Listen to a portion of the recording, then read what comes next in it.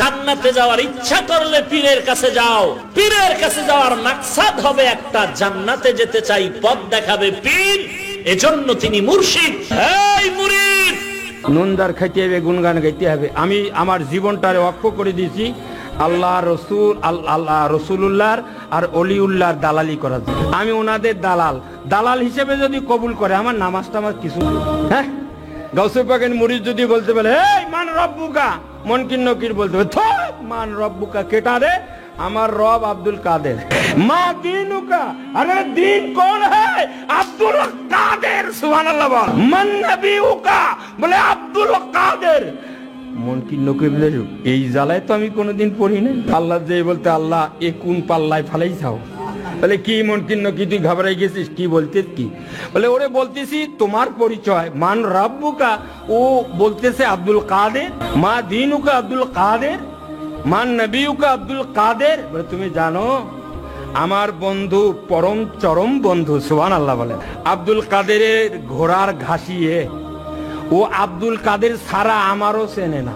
জন্য দুটো অস্ত্র ব্যবহার করা হয়, এক বুজুর্গি ভাব দেখানো, আর দুই অলৌকিক ক্ষমতা পাওয়ার দেখানো। বাঁচেন না কথা বলেন। আমি দুটোরই উদাহরণ দিলে বাস্তবের সঙ্গে মিলে দেখে নেবেন। বুজুর্গি মানে কোন পীরের কাছে মুরিদ হতে হবে। এখন পীরকে আপনি কিভাবে দেখাবেন যে আমার পীর অনেক বড় পীর? তো পীরের ভক্তরা, তার মুরিদরা তার নামে বই লিখে চলে গেছে যে আমার পীর একদিন রাস্তাতে যাচ্ছিল, একটা মরা লাশকে দেখতে পেলো, সব পীর গিয়ে তখন বলছে এই ওঠ, আমার নামে ওঠ, আর মরা লাশ তাজা হয়ে গেছে। মানুষ বলছে দেখেছো আমাদের পীর মরা মানুষকে তাজা করে দেয়, কত বড় পীর। বাচ্চারা নাই কথা বলেন।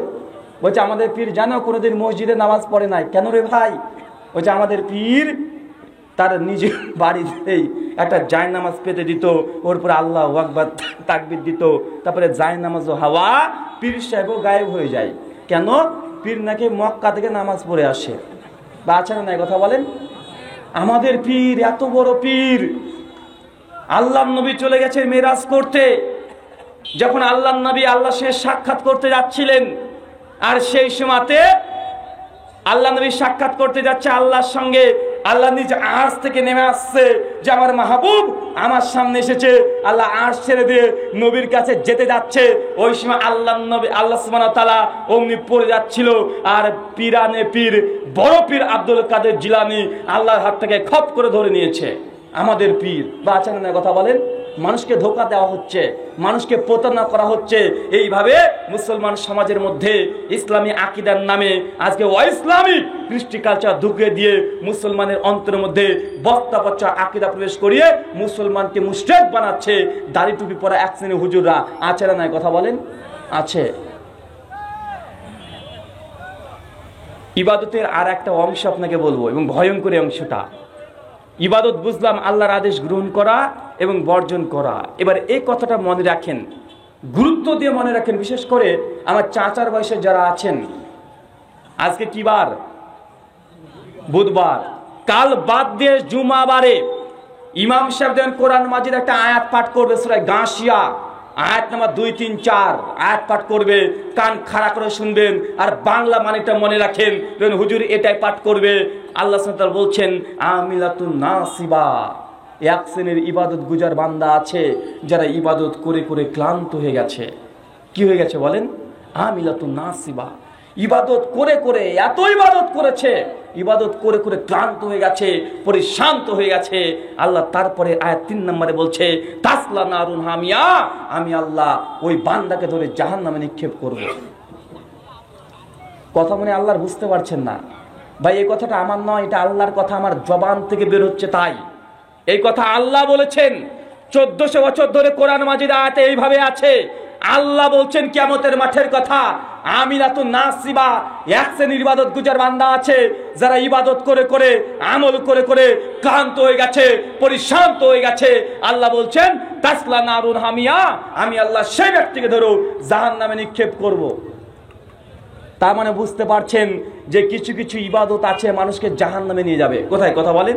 কিছু কিছু ইবাদত আছে, মানুষ ইবাদত করবে, দেখছেন দিন রাত নামাজ পড়ছে, সারা রাত তাহাজ্জুদের নামাজ পড়ছে, নিজের বউ ছেলেকে থুয়ে দিয়ে একদম দিল্লিতে চলে গেছে, দিল্লিতে গিয়ে ও তাবলিগ করে বেড়াচ্ছে, মানুষকে নামাজের কথা বলছে, একদম ক্লান্ত করে শান্ত হয়ে গেছে, দেশ দেশান্তর দিন প্রচারের উদ্দেশ্যে চলে যাচ্ছে। আল্লাহ বলছে আমিলাতুন নাসিবা, এক শ্রেণী ইবাদত গুজার বান্দা আছে, ইবাদত করে করে ক্লান্ত পরে শান্ত হয়ে গেছে, তাসলা নারুন হামিয়া, আমি আল্লাহ তাকে ধরে জাহান্নামে নিক্ষেপ করব। তার মানে আপনাকে বুঝতে হবে সমাজে এমন কিছু ইবাদত গুজার বান্দাও থাকবে আর এমন কিছু ইবাদত আমলও থাকবে, যে ইবাদত আমল আল্লাহ মানুষকে জাহান্নামে দেওয়ার জন্য আল্লাহ প্রস্তুত করছেন। মিশকাত কিতাবুল ইলম হাদিস নাম্বার 205, কিয়ামতের মাঠে 3 শ্রেণীর মানুষকে আল্লাহ প্রথমে তুলবেন। তোমাদের একজন ব্যক্তির কথা বলতে গিয়ে আল্লাহ বলছেন, খুব কষ্ট লাগে হাদিস বলার সময়তে, 3 শ্রেণীর মানুষকে আল্লাহ সুবহানাহু কিয়ামতের মাঠে তুলবেন। তোমাদের এক শ্রেণীর বান্দা যে দানবীর, কোটি কোটি টাকা আল্লাহ তাকে দিয়েছিল দুনিয়াতে, তাকে কোটি কোটি টাকা দিয়েছে, অজস্র টাকা পয়সা দিয়েছে। আল্লাহ কিয়ামতের মাঠে বলবে, তোমাকে কোটি কোটি টাকা দিয়েছিলাম, কি করেছিলে?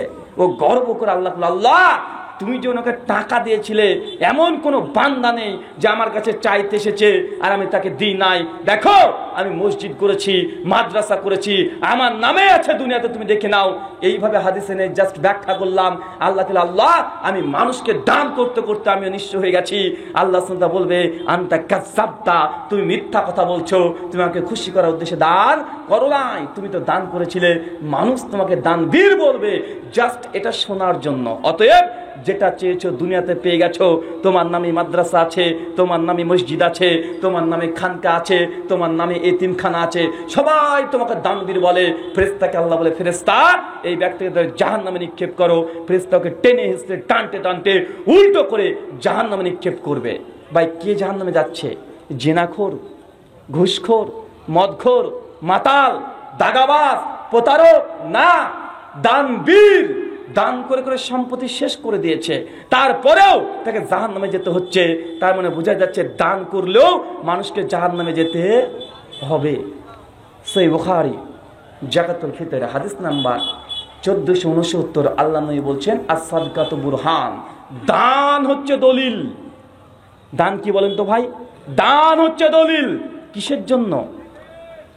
যখন ম্যাট্রিক পরীক্ষা দেন, আপনাকে স্কুল থেকে একটা অ্যাডমিট কার্ড দেয় না ভাই? কেন? ওই অ্যাডমিট কার্ড দেখালেই আপনি পরীক্ষা দিতে পারবেন। অ্যাডমিট কার্ড ছাড়া কেউ পরীক্ষা দিতে পারবে? কথা বলেন না। দান হচ্ছে দলিল। কিসের জন্য? জান্নাত যার জন্য দলিল প্রয়োজন কিয়ামতের মাঠে। আর সাদকাতু বুরহান, যে দান করেছে আল্লাহ তাকে দলিল হিসেবে দিয়ে দিবে, যে জান্নাতের জন্য দলিল পেয়ে যাবেন, যে এই জান্নাতটা আপনার, এটা আপনার দলিল। আল্লাহ নবী এমন এমন কথা বলেছে দানের প্রসঙ্গে, আপনি আশ্চর্য হয়ে যাবেন। আল্লাহ নবী বলছেন, কোন ব্যক্তি যখন কবরে চলে যায় তখন কবর তাকে চাপ দিতে শুরু করে, সকলকে চাপ দেবে শুধু কয়েক শ্রেণী বাদ দিয়ে। আর যদি কেউ দান করে, দানের ক্ষমতা পাওয়ার এত কঠিন যে যখনই কবরে চাপ দিতে আসবে আর দান ঢালের মতো বাধা দিবে, তাকে চাপ দিতে দেবে না। দানের ক্ষমতা কোথায় চলছে? কবরে চলছে। দানের ক্ষমতা জান্নাতে ঢোকার জন্য প্রয়োজন হয়। দানের ক্ষমতা কিয়ামতের সংকটময় সময়, যেই সময় কোনো মানুষের উপকারে আসে না, যেই সময় মানুষ যত পাপ করবে তত পরিমাণে ঘামতে শুরু করবে, নিজের ঘামে হাবুডুবু খাবে, এমতো অবস্থায় সহিহ বুখারীর 660 নম্বর হাদিস, আল্লাহ নবী বলছে 7 শ্রেণীর মানুষকে আল্লাহ নিজ আরশের নিচে স্থান দেবে। তার 7 নম্বর ব্যক্তির কথা বলতে গিয়ে বলছে আল্লাহ নবী, ওই ব্যক্তি যে বাম হাতে দান করেছে, ডান হাত বুঝতে পারে নাই, এই ব্যক্তির জন্য কিয়ামতের সংকটময় সময় আল্লাহর আরশের নিচে স্থান পাবে।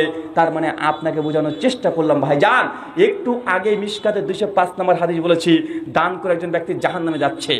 আবার এখন আপনাকে 4টে হাদিস বললাম যে দান করলে কবরের আযাব থেকে রক্ষা পাওয়া যায়, দান করলে জান্নাতে ঢোকা যায়, দান যদি করেন আল্লাহর আরশের নিচে স্থান পাওয়া যায়। মানে দানের ক্ষমতা সর্বদা সব জায়গাতে দান কাজে লাগে। দান যদি করেন, কোনো বিপদ চলে এসেছে, আপনার সন্তান অসুস্থ, নিজে অসুস্থ, স্ত্রী অসুস্থ, মা বাবা অসুস্থ, বেশি বেশি দান করেন, আল্লাহ সুবহানাহু ওয়া তাআলা শাফি, তিনি সুস্থতা দানকারী, তিনি সুস্থতা আপনাকে দিয়ে দেবে।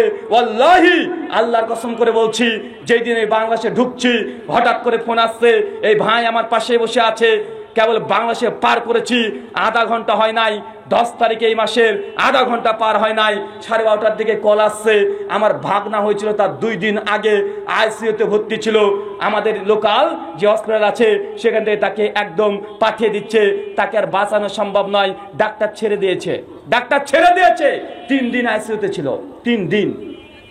তারপর আমাদের শহর অঞ্চলে পাঠিয়ে দিল, ওইখানে ডাক্তারের কাছে দিয়ে দেওয়া হয়েছে, সঙ্গে সঙ্গে আইসিইউতে ভর্তি করা হয়েছে। 24 ঘন্টা পার হয়েছে, রিপোর্ট আসছে যে ছেলের এই হয়েছে ওই হয়েছে, একে বাঁচানো সম্ভব নয়। ওয়াল্লাহি বলছে তোমার ভাগনা অ্যাবনরমাল হবে, মানে প্রতিবন্ধী হয়ে যাবে, ইনফেকশন আছে, এটা আছে ওটা আছে, অনেক রকমের সমস্যা। আমার ভাই পাশে বসে আছে, আপনাদের বাংলাদেশি ভাই, নাটোরের বাড়ি, কোনো মিথ্যা কথা বলছি না। বাড়ি থেকে সঙ্গে সঙ্গে ফোন করে বলেছি যে 7 দিনকার দিন হবে, অমনি আকিকা দেন, ছেলে বাঁচুক আর মরুক দেখার দরকার না, আকিকা আগে দেন, আগে আকিকা দেন, 2টা আকিকা দেন। আর যতগুলো টাকা মানুষ পাবে, বাড়ি বিক্রি করে হলে টাকা পরিশোধ করে দেন ঋণের। যদি কোনো নিয়াত করে থাকেন মসজিদ মাদ্রাসা কোনো কিছু টাকা দেব, এখনই টাকা দেন। ডাক্তার বলছে আর ঠিকানা সম্ভব নয়, মৃত্যুবরণ করবে, আর বেঁচেও যদি যায় তাহলে অ্যাবনরমাল হবে, প্রতিবন্ধী হয়ে যাবে। ওয়াল্লাহি আল্লাহর কসম করে বলছি, তার পরের দিনেই জুম্মাবার ছিল, সঙ্গে সঙ্গে মসজিদে কিছু টাকা পেত, মানে নিয়াত করা হয়েছিল, মসজিদের টাকাটা দেওয়া হয়েছে।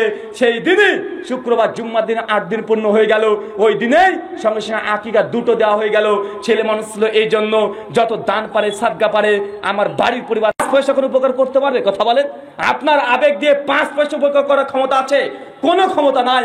মুসলমান যখন ওই কথা শুনবেন যে আপনার ছেলে 10 তলা বিল্ডিং থেকে পড়ে গেছে, ইন্নালিল্লাহ পড়েন, সঙ্গে সঙ্গে ওযু করেন, 2 রাকাত নফল নামাজ পড়েন, আল্লাহকে বলেন আল্লাহ আমার সন্তান হালাল উপার্জন করতে পারছেন, আল্লাহ তার একটা দুর্ঘটনা ঘটেছে, আল্লাহ তুমি আমার সন্তানকে সুস্থতা দান করো, তুমি শেফাই কুল্লিয়া দান করো। আল্লাহর কাছে 2 ফোঁটা চোখের পানি ফেলে দেন, দেখেন কত দ্রুত গতিতে কাজ হয়।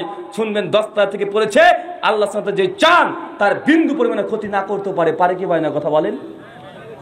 আমরা করি কি, আবেগ দেখে চলে যাচ্ছি হসপিটালে, কত টাকা লাগে, অমুক হসপিটালে তোলো, ওই হসপিটালে তোলো।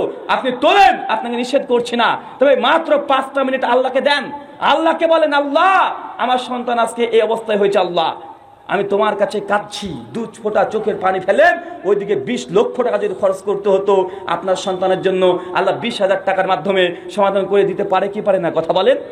আমি মানলাম 10 সাত দিকে পড়ে গেছে, আপনার ছেলে বাঁচার কথা নাই, বেঁচে গেছে, কিন্তু হতে পারতো যে আপনার ছেলে 2 পা ভেঙে যেত, অথবা সে এমন ভাবে বেঁচে আছে যে বাঁচার চাইতে মরে যাওয়া বেশি ভালো ছিল, এমন পরিস্থিতি। কিন্তু আপনার দোয়ার কারণে আল্লাহ কিছুই করলেন না, দ্যাটস জাস্ট তার একটা পায়ের কিছু অংশ কেটে বাদ দিতে হচ্ছে, কিন্তু জীবনে বেঁচে আছে। হতে পারে কি পারে না? কথা বলেন।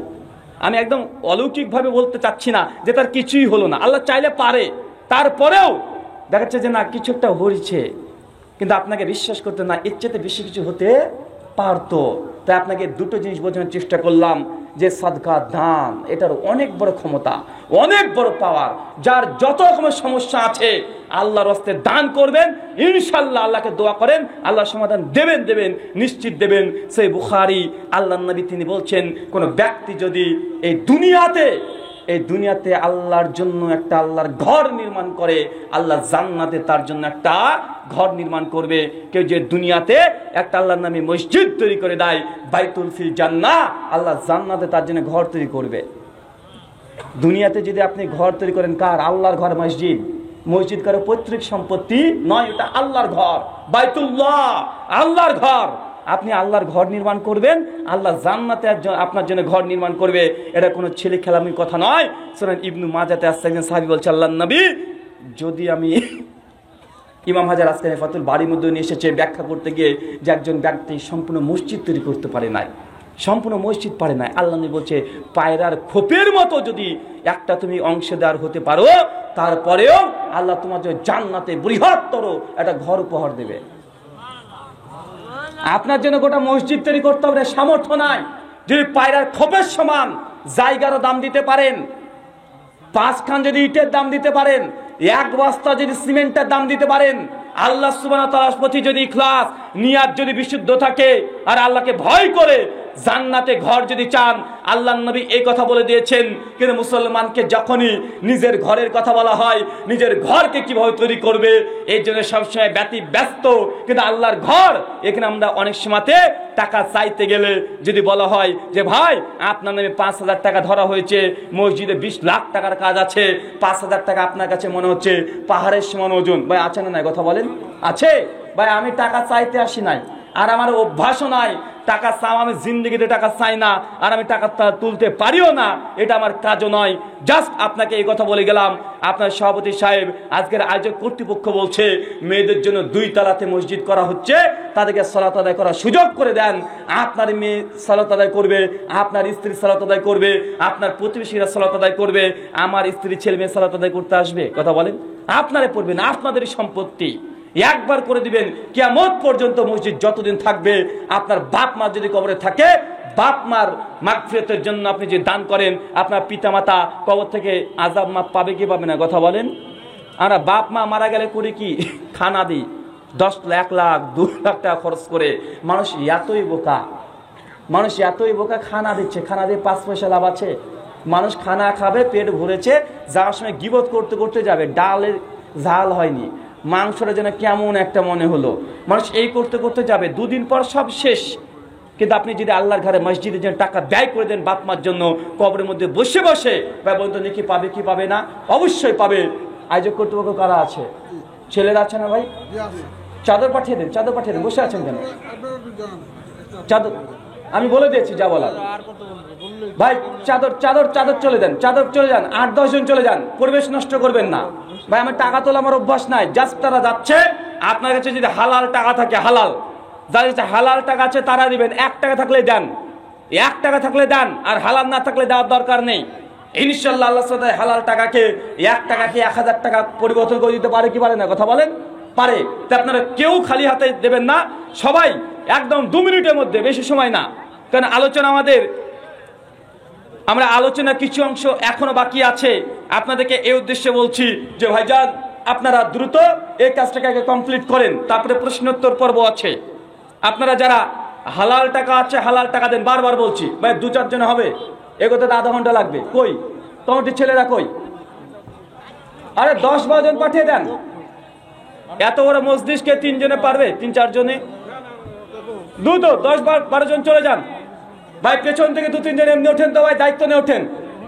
পেছন থেকে 2-3 জন টুপিতে করে ভাই তোলেন তো, যে যা দেয় ভাই। আমি জোর কাউকে করছি না, কারণ জান্নাতে আপনি যেতে চান, আপনার আমল আপনাকে জান্নাতে নিয়ে যাবে।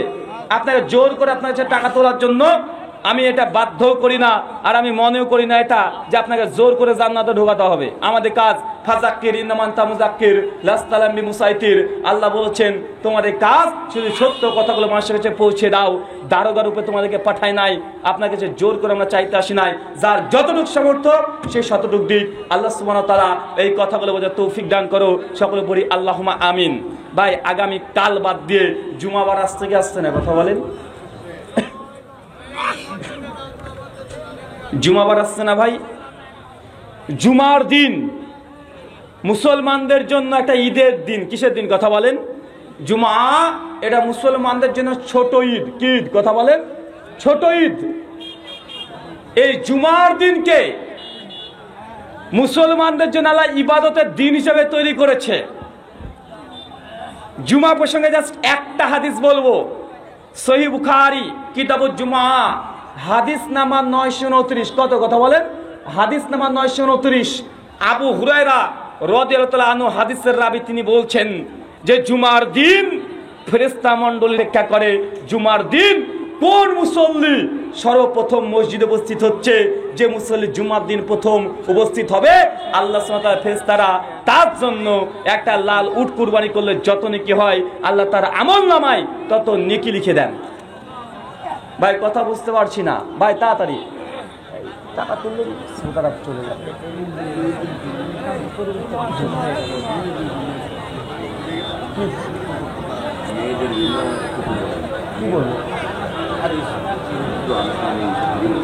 মেয়েদের ছেলেদের আলাদা না।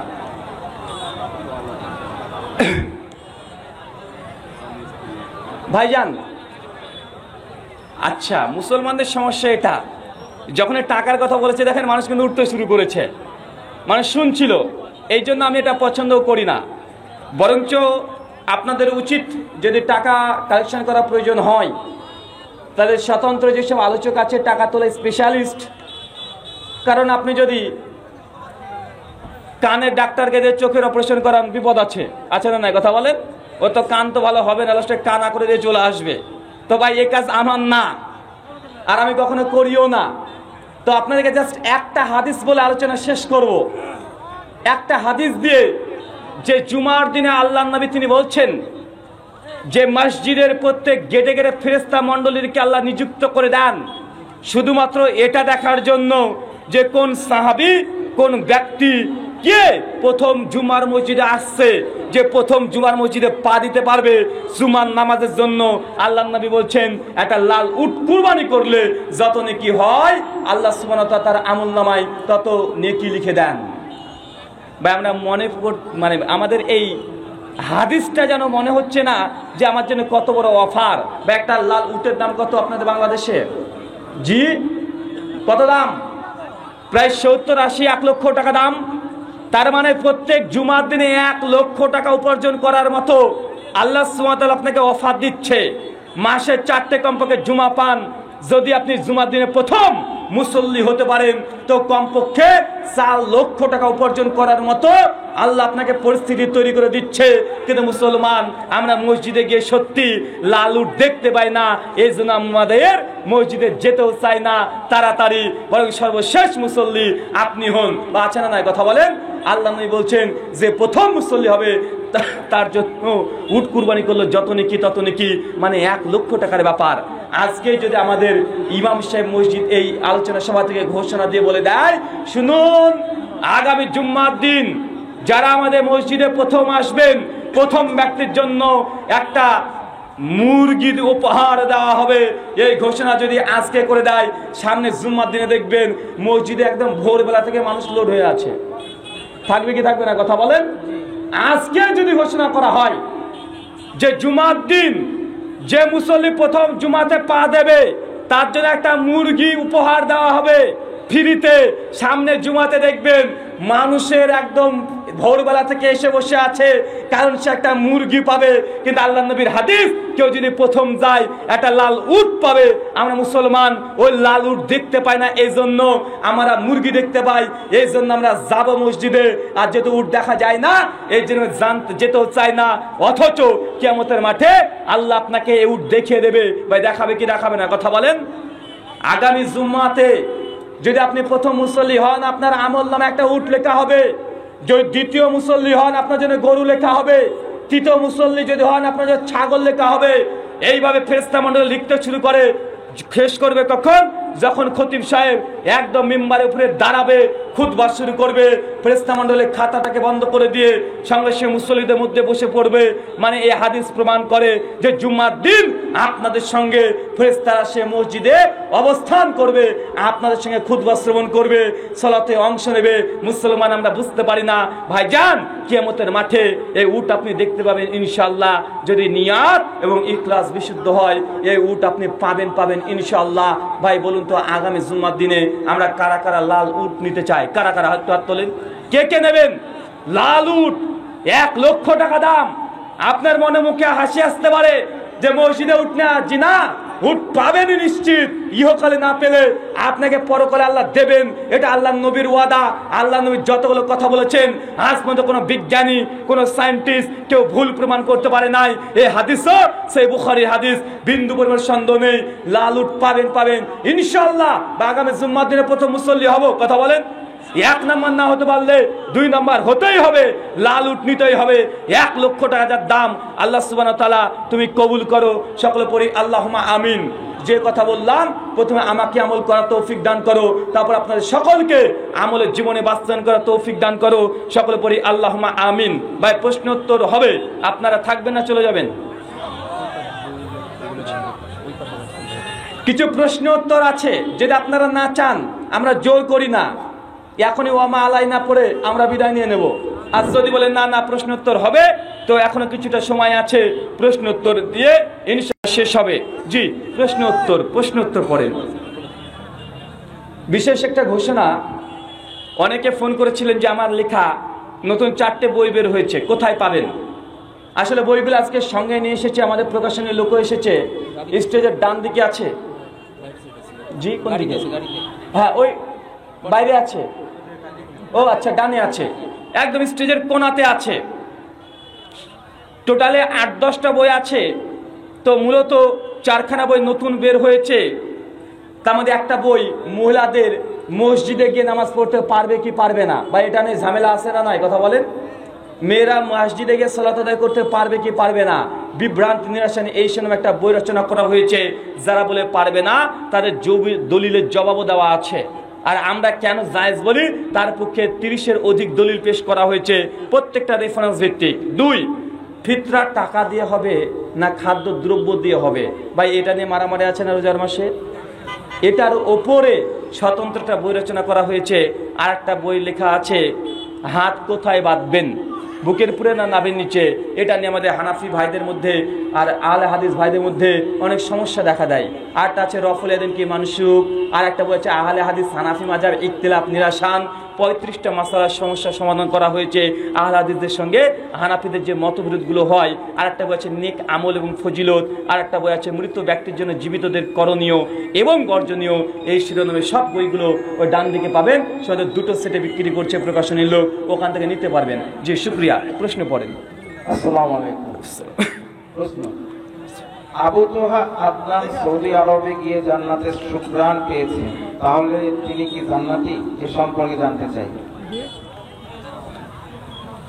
ভাইজান প্রশ্ন করেছেন, আবু তোহা আদনান বাংলাদেশের একজন আলোচক, তিনি মদিনাতে গিয়ে জান্নাতের সুঘ্রাণ পেয়েছেন, যেখানে আমিরে হামজা রাদিয়াল্লাহু তাআলা আনহুর কবর আছে। ওই কবরস্থান থেকে তিনি বলেছেন যখন যে বাতাস আসছিল এটা জান্নাতের সুঘ্রাণ, এবং নিঃসন্দেহে এটা জান্নাতের সুঘ্রাণ। এটা তো কোরআন এবং সুন্নাহর দৃষ্টিকোণ থেকে আসলে কি, আমাদের জানা মতে এই দুনিয়াতে থেকে কোনো মানুষ জান্নাতের সুঘ্রাণ পাবে এই মর্মে না কোরআনে কোনো দলিল আছে না হাদিসে কোনো দলিল আছে। কথা কি বুঝতে পারছেন? দুনিয়া থেকে কোনো মানুষ জান্নাতের সুঘ্রাণকে উপলব্ধি করতে পারবে, দেখতে পারবে না কোরআনে কোনো দলিল আছে না হাদিসে কোনো দলিল আছে। সুনান তিরমিজি 2529 নম্বর হাদিস, আল্লাহ নবী বলছে জান্নাতে বর্ণনা দিতে গিয়ে এক বাক্যে কথা বলেছেন যে জান্নাত হচ্ছে এমন একটা বিষয় যা চোখ যা দেখেনি, কান যা শুনেনি, হৃদয় যা কল্পনা করেনি, জান্নাত আপনি তাই পাবেন। এখন যদি জান্নাতের ঘ্রাণ দুনিয়া থেকে পেয়ে যান তো আপনি তো পেয়েই গেলেন। কথা কি বুঝতে পারছেন? এই হাদিসের আলোকে শেখ সালেহ আল উসাইমিন রাহিমাহুল্লাহ এবং islamiq.com শেখ সালেহ আল মুনাজ্জিদ তারা বলেছেন এটা সম্ভব নয় যে কোনো মুসলিম ব্যক্তি যত বড় আল্লাহর ওলি হোক না কেন দুনিয়া থেকে জান্নাতের ঘ্রাণ পাওয়া সম্ভব নয়। তো সহিহ বুখারী 2538 নম্বর একটা হাদিস আছে, সাদ বিন মুআজ রাদিয়াল্লাহু তাআলা আনহু, তার বর্ণনা আছে সে জিহাদের জন্য যাচ্ছিল আর আল্লাহর নবী আর সাহাবীকে লক্ষ্য করে বলছে, সম্ভবত ইবনে ওমর রাদিয়াল্লাহু বলছে যে আমি জান্নাতের সুঘ্রাণ পাচ্ছি। মানে দুনিয়া থেকে উহুদের যুদ্ধের জন্য যাচ্ছিল, এই যুদ্ধে যাওয়ার সময় সে বলছে একদম মৃত্যু সজ্জা আছে, মানে মৃত্যুবরণ করবে এই মতো অবস্থায় আছে, শহীদ হয়ে যাচ্ছে, আর সে বলছে হাসতে হাসতে যে আমি জান্নাতের সুঘ্রাণ পাচ্ছি। এই হাদিসকে অনেকে দলিল বানিয়ে বলছে দেখো, তার মানে বোঝা গেল হাদিস থেকে প্রমাণ হয় দুনিয়াতে জান্নাতের সুঘ্রাণ পাওয়া যায়। তবে এই হাদিসের ব্যাখ্যায় ইমাম ইবনুল বাত্তা এবং ইমাম হাজার আসকালী রাহিমাহুল্লাহ বলছে যে জান্নাতের সুঘ্রাণ পাচ্ছি বলতে মানে সে যে শহীদের মর্যাদায় যাচ্ছে এই কথা বোঝানো হয়েছে, সরাসরি নাকে যে জান্নাতে ঘ্রাণ পাচ্ছে এটা নয়। কথা কি বুঝতে পারলেন? আর ইসলামী আকীদা হচ্ছে দুনিয়া থেকে জান্নাতের সুঘ্রাণ পাবে না, বাহ্যিক জীবন থেকে পেতে পারে। শুকরিয়া। জাযাকাল্লাহু খাইরান। কোন কারণে জেরার মসজিদ হয়? কোন কারণে মসজিদকে মসজিদুল জেরার বলা যায়? সূরা তাওবা খুলবেন, আয়াত নাম্বার 107 থেকে 109 পর্যন্ত মসজিদুল জেরার প্রসঙ্গে বলা হয়েছে। এগুলো এক একজন আলেম এক এক রকমের শর্ত দিয়েছে এবং একজনের সঙ্গে আরেকজনের শর্তগুলো মিল পাওয়া যায় না। তবে মূলত ধরে নেন যেসব মসজিদগুলোকে ফিতনার উদ্দেশ্যে অথবা সালাত আদায়ের গুরুত্ব না দিয়ে অন্য কোনো উদ্দেশ্যে নির্মাণ করা হয়, অথবা বৃহত্তর মুসলিম উম্মার জামাতকে খণ্ড বিখণ্ড করে দিয়ে মুসলমান সোসাইটিকে তাদের ভেতরে বিভিন্ন রকমের কার্যকলাপ করার জন্য যদি ইসলামের ক্ষতি সাধন হয়, এর জন্য যদি কোনো মসজিদ নির্মাণ করা হয়, এটাকে অনেকে মসজিদ জেরার বলা হয়েছে। বিস্তারিত জানার জন্য তাফসীর ইবনে কাসির সূরা তওবা আয়াত নাম্বার 107, 8, 9 এর আলোচনা পড়েন, আরো ডিটেল পেয়ে যাবেন। শুকরিয়া। ফুটবল বিশ্বকাপের জার্সি পরে নামাজ পড়লে নামাজ কবুল হবে কি, দয়া করে জানাবেন। মাশাআল্লাহ। ভাইজান প্রশ্ন করেছেন ফুটবলের যে বিশ্বকাপে যে জার্সি থাকে, এই জার্সি পরে সালাত হবে কি?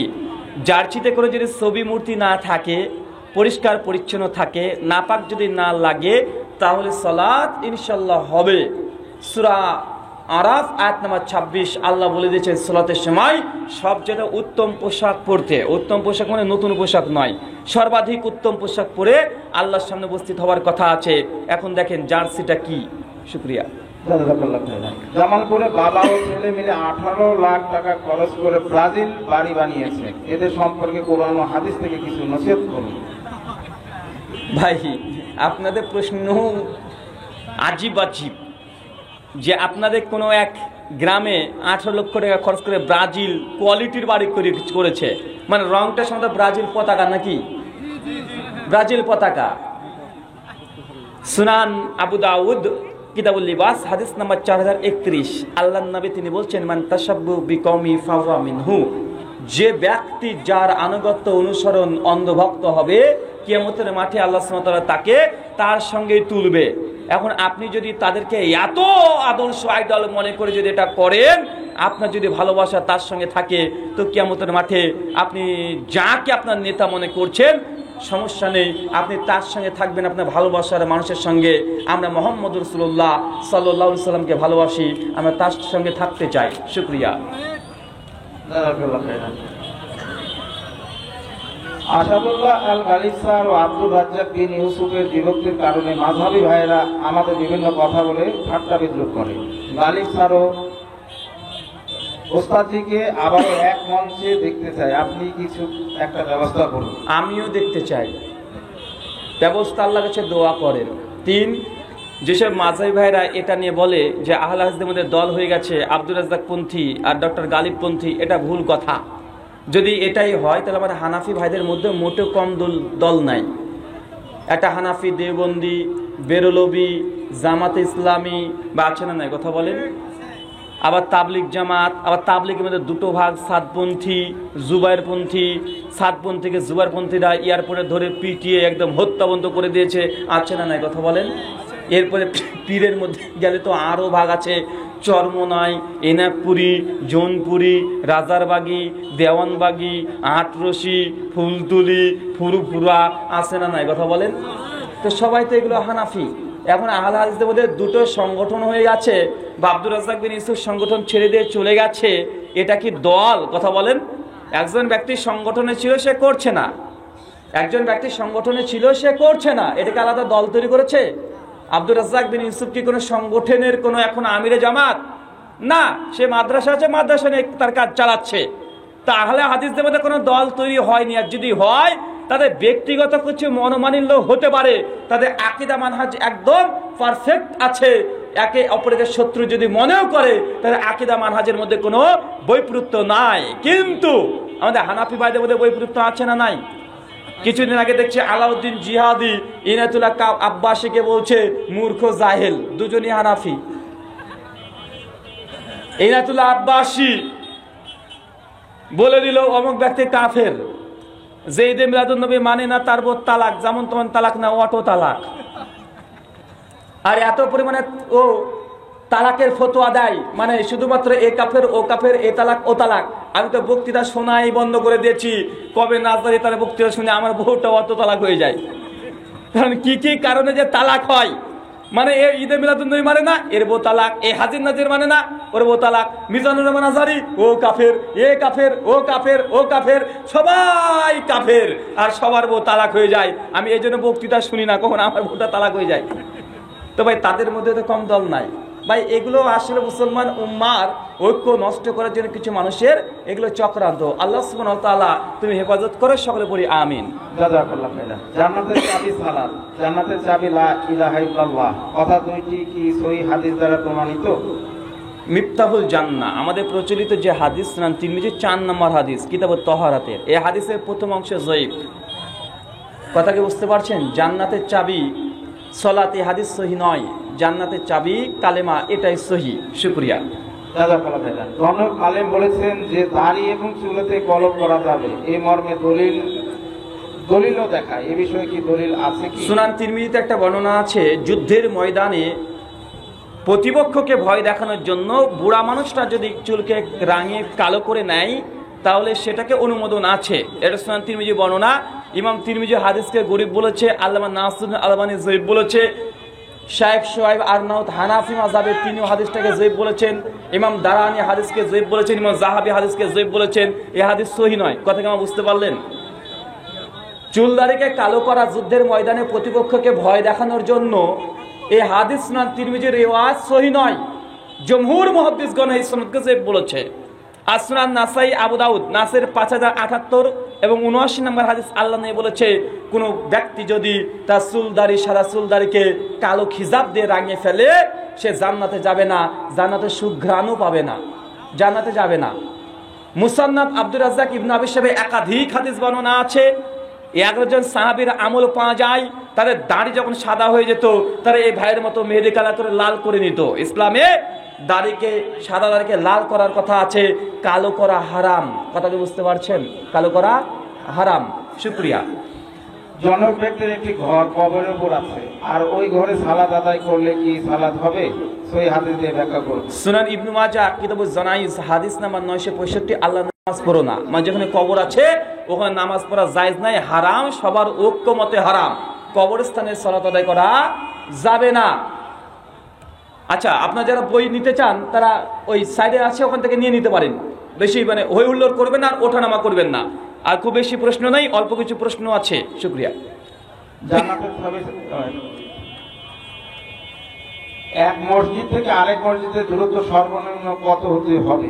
হাদিসের কোন কত ফুট, কত ইঞ্চি, কত কিলোমিটারটা নাই। প্রয়োজন হলে এক গ্রামে 4-5টাও ওয়াক্তে মসজিদ হতে পারে আপনার সুবিধার্থে। তবে জুমা মসজিদ কয়েক গ্রাম মেনে যত বড় আয়োজন করতে পারেন এটাই সবচেয়ে বেশি সুন্নাহ, এটা সুন্নাহর নিকটবর্তী। তাই প্রয়োজন হলে এক গ্রামে যদি 2টো জুমা কেউ কায়েম করে ফেলে এটা বাতিল হবে, মারদুদ হবে, এমন কিছু নয়। যদি প্রয়োজন হয়, একটা মসজিদে হচ্ছে না আরেকটা করতে পারেন। তবে এই এলাকা ভিত্তিক রাজনীতির কারণে দলাদলি করে বা কোনো জমি নিয়ে ঝামেলা, আপনার মেয়ের সঙ্গে তার ছেলের বিয়ে দিয়েছেন, তালাক হয়ে গেছে, তোদের মসজিদে যাব না, আমরা মসজিদ তৈরি করব, এইভাবে যেন মসজিদ তৈরি না হয়। শুকরিয়া। জেনা থেকে বাঁচার উপায় কি?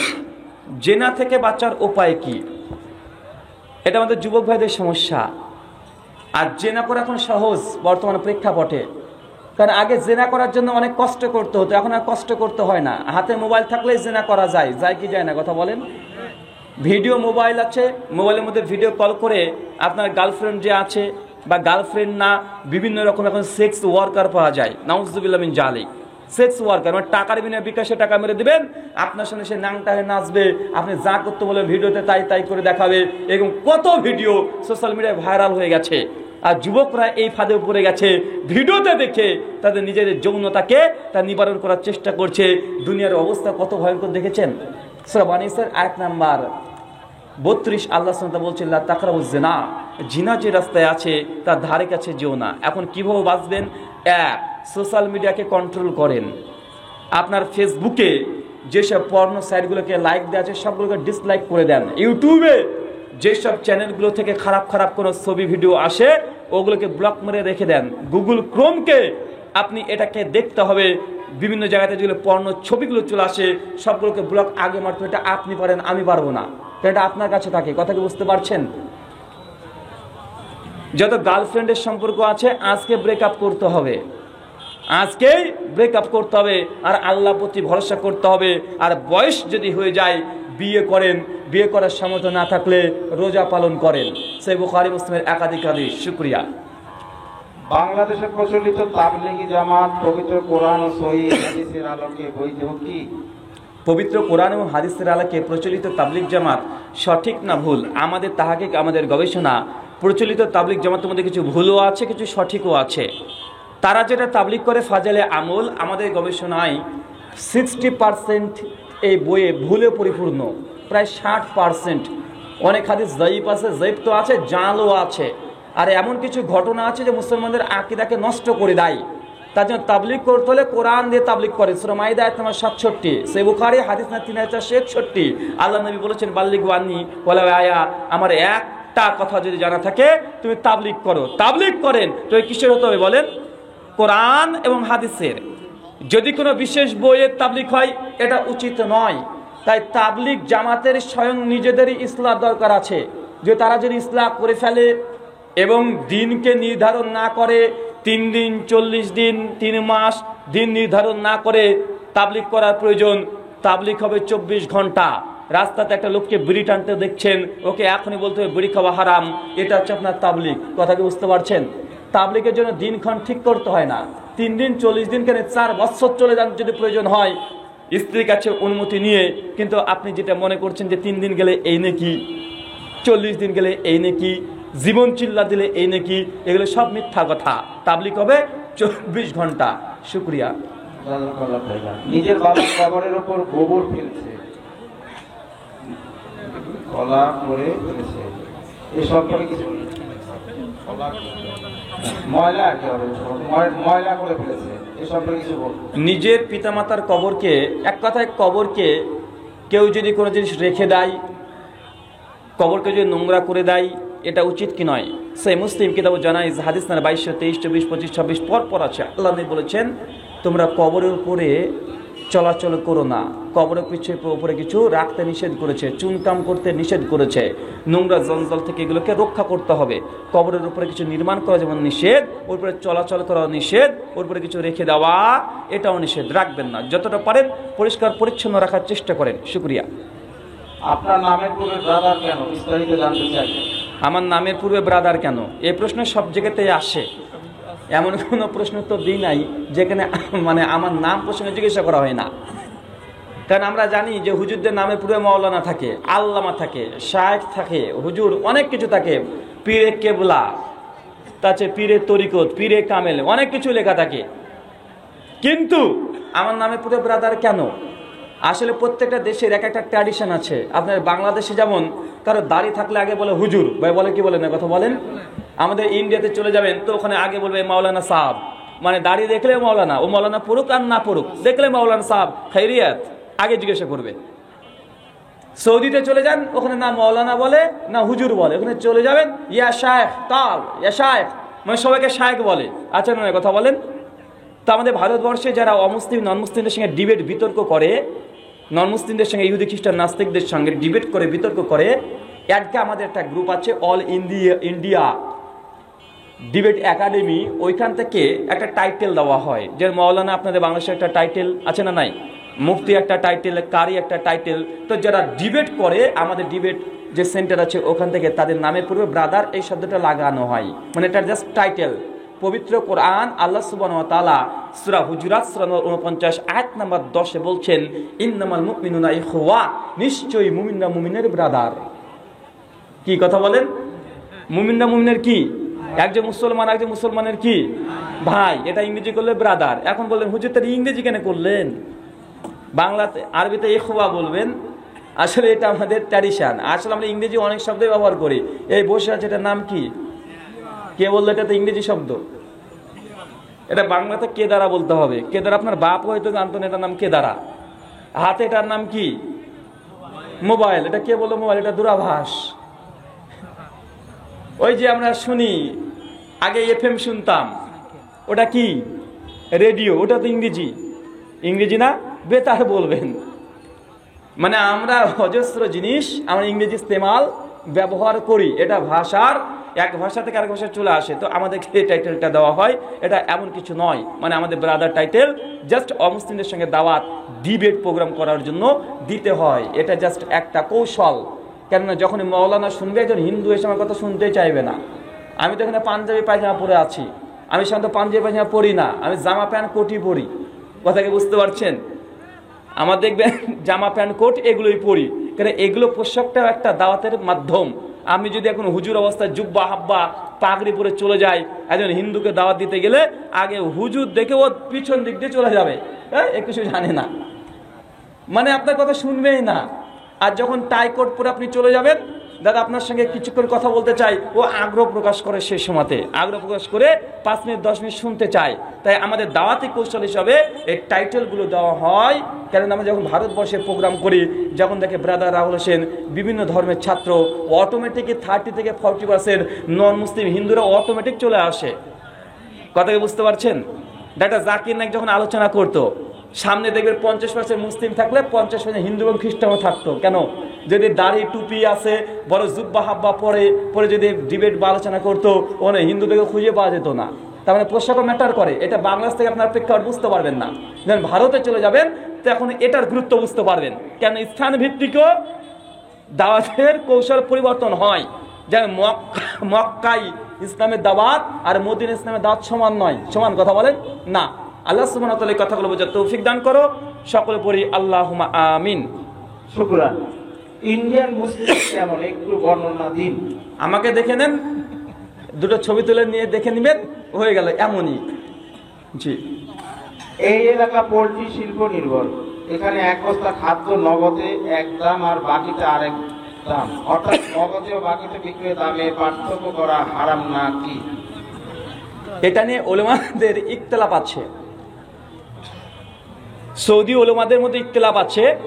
তবে মূল কথা হচ্ছে এটা, যদি আপনি ক্রেতা বিক্রেতা এটার উপরে নির্ভর করে ফেলে যে ভাই আমি মোবাইলটা বিক্রি করব নগদ 55,000 টাকা আর বাকি নিলে 60,000 টাকা, দাম কিন্তু একটাই হলো যে নগদ দিলে 55, বাকি দিলে 60,000 টাকা, নিতে চাইলে নেন, না নিতে চাইলে না নেন। যদি এরকম দাম হয়, ক্রেতার স্বাধীনতা আছে এবং বিক্রেতার স্বাধীনতা আছে তার জিনিসের দাম বলা, যেটাতে মর্জি সেটা নিতে পারে, তাহলে সেটা আর সুদের অন্তর্ভুক্ত হবে না। কিন্তু শর্ত যদি এটা দেয়, দাদা মোবাইলের দাম 55,000 টাকা নগদ, বাকি নিলে 60,000 টাকা, 3 মাসের মধ্যে শোধ করতে হবে। 3 মাস যদি পার হয়ে যায়, প্রত্যেক মাসে 500 টাকা করে যুক্ত হবে। কথা আমার বুঝতে পারছেন? 3 মাসে যদি শোধ করতে না পারেন, 500 টাকা করে ইন্টারেস্ট সুদ চাপবে, তখন এই ক্রেতা বিক্রেতার লেনদেন এটা হারাম। কথা বোঝে নাই ভাই? এটা দাম ডবল হতে পারে, কিন্তু দাম আপনি কিস্তি ফেল করলে টাকা আপনাকে এক্সট্রা দিতে হবে, সুদ চাপবে, চক্রবৃদ্ধি হারে সুদ, এটা হারাম। শুকরিয়া। বই যারা বই নিতে আগে মঞ্চের ডান পাশ থেকে বই সংগ্রহ করে নেন। কুনুতের নামাজ দাঁড়ানো অবস্থা হাত তুলে কুনুতে নাজেলা পড়া হয়, কিন্তু কুনুত কিভাবে পড়ব জানতে চাই। ভাইজান প্রশ্ন করেছেন, কুনুত 2 ধরনের, একটা কুনুতে নাজেলা আর একটা নরমাল কুনুত। কুনুতে নাজেলা তখন পড়তে হয় যখন শত্রুদের জন্য বদদোয়া দরকার আছে, সেই সময় কুনুতে নাজেলা পড়তে হয়। কুনুতে নাজেলা পড়া উচিত রুকুর পরে। কি বললাম? কথা বলেন। রুকু থেকে গিয়ে তারপরে হাত তুলে, এটা কুনুতে নাজেলা পড়া সবচেয়ে সহি পদ্ধতি। আর কুনুতে ভিতরে যদি পড়তে চান তাহলে রুকুর আগেই আপনি পড়ে নেবেন, ওই সাথে হাত না তুললে কোনো সমস্যা নেই। কেন? অধিকাংশ যে রিওয়ায়াতগুলো আসছে কুনুতে নাজেলার জন্য হাত তোলার কথা আসছে, কুনুতে ভিতরের জন্য কয়েকটা হাদিস পাওয়া যায়, 3-4টে। অনেক মুহাদ্দিসগণ সনদকে যঈফও বলেছে। তার জন্য এটা নিয়ে উলামা বিশেষ করে সৌদি আন শেখদের মধ্যে ইখতিলাফ আছে। এই জন্য তারা বলেছে কুনুতে বেতের সময় হাত না তোলাটাই উচিত, বরং কুনুতে নাজেলাতে তুলবে। কথা কি বুঝতে পারছেন? তবে আল্লামা আলবানী রাহিমাহুল্লাহ তিনি বলেছেন যে কুনুতে বেতেরও হাত তোলা যায়, কুনুতে নাজেলাও তোলা যায়। তবে আমি যতটা তাহকিক করে দেখেছি যে কুনুতের বেতেরে হাত তোলার মর্মে এই হাদিসগুলো তেমন শক্তিশালী নয়। আমার ব্যক্তিগত আমল, আমি কুনুতে বেতেরে হাত তুলি না, বরং কুনুতে নাজেলার সময়তে হাত তুলি। তবে দুটোকেই বৈধতা দিয়েছে হাদিস সহিহ আর যঈফ এর উপরে ভিত্তি করে। আশা করি বিষয়টি স্পষ্ট হয়েছে। শেষ করে দেন। সাইদি সাহেব সম্পর্কে কিছু বলেন। কোন সাইদি ভাই? দিলওয়ার হোসেন সাইদি সম্পর্কে বলেন। আমার সঙ্গে কখনো দেখা হয়নি, কখনো সাক্ষাৎ হয়নি, তার বক্তৃতা আমি খুব বেশি শুনিনি, হয়তোবা সব মিলে 5-6 ঘন্টা শুনেছি। তাই তার 5-6 ঘন্টা বক্তৃতা শোনার উপরে ভিত্তি করে কোনো কথা আমি বলতে চাই না আর বলতে পারবো না। তবে যেগুলো শুনেছি কিছু সঠিকও আছে, কিছু ভুলও আছে। এই বিষয়ের উপরে আলোচনা করতে গেলে আপনাদের মনের মধ্যে একটা আঘাত লাগবে, এত বড় আল্লামা আলিমকে আপনি ভুল বলে দিলেন। জি, অনেক কিছু ভুল আছে, যেমন বক্তৃতার শুরুতেই বালাগাল উলা বিকামালহি পড়তো, বা এটা সঠিক না ভুল কথা বলেন? বড় মানুষদেরও ভুল হতে পারে, পারে কি পারে না? পারে। সুনান তিরমিজি হাদিস না 2499, কুল্লু বানি আদম খাত্তাউন, প্রত্যেক আদম সন্তান সে ভুল করবে। শুকরিয়া। জাযাকাল্লাহ খাইরান। নামাজের মধ্যে অনেক চিন্তা মাথায় আসে, এমন ভাবে নামাজ কি কবুল হবে? নামাজের মধ্যে অনেক চিন্তা মাথায় আসে, এমত অবস্থায় নামাজ কি হবে? চেষ্টা করবেন চিন্তা না আনার। এখন এটার উপায় কি? এটার উপায় গোনা থেকে দূরে থাকতে হবে। কি বললাম কথা বলেন? গোনা থেকে যখন দূরে থাকবেন, সালাতের জন্য যখন অন্তর বারবার বলে মসজিদে যেতে, তখন অটোমেটিক সালাতের প্রতি একটা মিষ্টতা ভাব চলে আসবে। সহিহ বুখারী হাদিস নম্বর 50, আল্লাহ নবী বলছে, যখন তুমি সালাত আদায় করছো, তোমার দৃষ্টি থাকবে সিজদার জায়গাতে, পায়ের তলাতে না, ঘড়ির দিকেও না। দৃষ্টি কোথায় থাকবে? যেখানে সিজদাদের নাক থাকে না, ওই জায়গাতে। আর আল্লাহ নবী বলছে, আর তুমি মনে করো যে আল্লাহ তোমাকে আর তুমি আল্লাহকে দেখতে পাচ্ছ, আর এ কথা যদি তুমি মনে করতে চিন্তা করতে না পারো, তো মনে করো আল্লাহ তোমাকে দেখছে। মানে এমনভাবে কনসেন্ট্রেট আপনাকে রাখতে হবে, মনে করে আল্লাহ আপনাকে দেখছে, আপনি এখন আল্লাহর সঙ্গে কথা বলছেন। সহিহ বুখারী 768, সহিহ মুসলিম হাদিস 768, আল্লাহ আবু হুরায়রা রাদিয়াল্লাহু তাআলা হাদিস বর্ণনা করছে, তিনি বলছেন, বান্দা যখন সূরাতুল ফাতিহা নামাজে পড়ে, যখন বলে আলহামদুলিল্লাহি রাব্বিল আলামিন, আল্লাহ আসমান থেকে জবাব দিয়ে বলে, হামিদানি আব্দি, আমার বান্দা আমার প্রশংসা করছে। মানে আপনি যখন সূরা ফাতিহার এক আয়াত পড়েন, আল্লাহ আসমান থেকে জবাব দেয়। সালাত মানে হচ্ছে দোয়া, মানে আল্লাহর সঙ্গে কথোপকথন, মানে নামাজে আছেন মানে আল্লাহর সঙ্গে আপনি কথা বলছেন। আল্লাহ আপনাকে দেখতে পাচ্ছে। আপনার মালিক যদি আপনাকে দেখে, আপনি নিজের ইচ্ছে মতো থাকতে পারবেন? কথা বলেন না। তো যখন চিন্তাটা চলে আসবে যে আল্লাহ আমাকে দেখছে, আল্লাহর সঙ্গে কথা বলছে, এই অন্তরে যতক্ষণ না নিয়ে আসতেন, তখন চিন্তাকে দূর করার উপায় নেই। আল্লাহ তুমি কবুল করো, আমিন। জেনা করেছি, কি করলে আল্লাহ মাফ করবেন? নাম বলেছো, নাম বলবো? রাত্রিবেলাতে সলাতে দাঁড়িয়ে দাঁড়িয়ে কাঁদতে হবে, প্রচুর পরিমাণে আল্লাহর কাছে চোখের পানি ফেলতে হবে। নবী আদম আলাইহিস সালাম আল্লাহর কাছে একটা শুধুমাত্র ভুল করার কারণে তিনি কত বছর ধরে যে শুধু ক্রান্দন করেছেন, যদিও 926 বছর বলে, এই কথাগুলো সঠিক নয়। সারা জীবন যতদিন বেঁচে থাকবেন এটাতে অনুতপ্ত হতে হবে। আল্লাহর কাছে তওবা করেন, ইস্তেগফার পাঠ করেন, দুজনে পাঠ করেন, আর আল্লাহকে বলেন, আল্লাহ কোনোদিন করব না। বারবার এই কথা বলেন, একদিন শুধু তওবা করে নিয়েছেন, এটা যথেষ্ট নয়। সব সময় অনুতপ্ত হন, সব সময় অনুতপ্ত হন। সূরা ফুরকান আয়াত নাম্বার 69 থেকে 71 আল্লাহ বলেছেন, কোন বান্দা যদি আল্লাহর কাছে তওবা করে, আল্লাহ পেছনকার গুনাহগুলোকে সব নেকিতে বদলে দেন। শুকরিয়া। সর্বশেষ প্রশ্ন, কবরের উপরে মসজিদ বানিয়ে নামাজ পড়া যাবে কি? যাবে না, একটু আগে বলেছি। কবর স্থানে মসজিদ করা হারাম, সেই স্থানে সালাত আদায় করাই হারাম। আল্লামা নাসির ইবনে আলবানী এই ব্যাপারে স্বতন্ত্র বই আছে, বইটা পড়তে পারেন। শুকরিয়া, জাযাকাল্লাহু খায়রান, বারাকাল্লাহু ফিকুম। আল্লাহ যে কথাগুলো বললাম প্রত্যেককে আমল করার তৌফিক দান করো, সকলে পড়ি আমিন। আমাদের মধ্যে যারা অসুস্থ, আল্লাহ সুবহানাহু ওয়া তাআলা তুমি আশ-শাফি, তুমি সুস্থতা দানকারী, আমাদেরকে তুমি শেফায়ে কুল্লিয়া দান করো, সকলে পড়ি আল্লাহুম্মা আমিন। আমাদের মধ্যে যারা এখন হালাল উপার্জন করেন, আল্লাহ তুমি আর রাজ্জাক, তুমি রিজিক দাতা, আমাদেরকে হালাল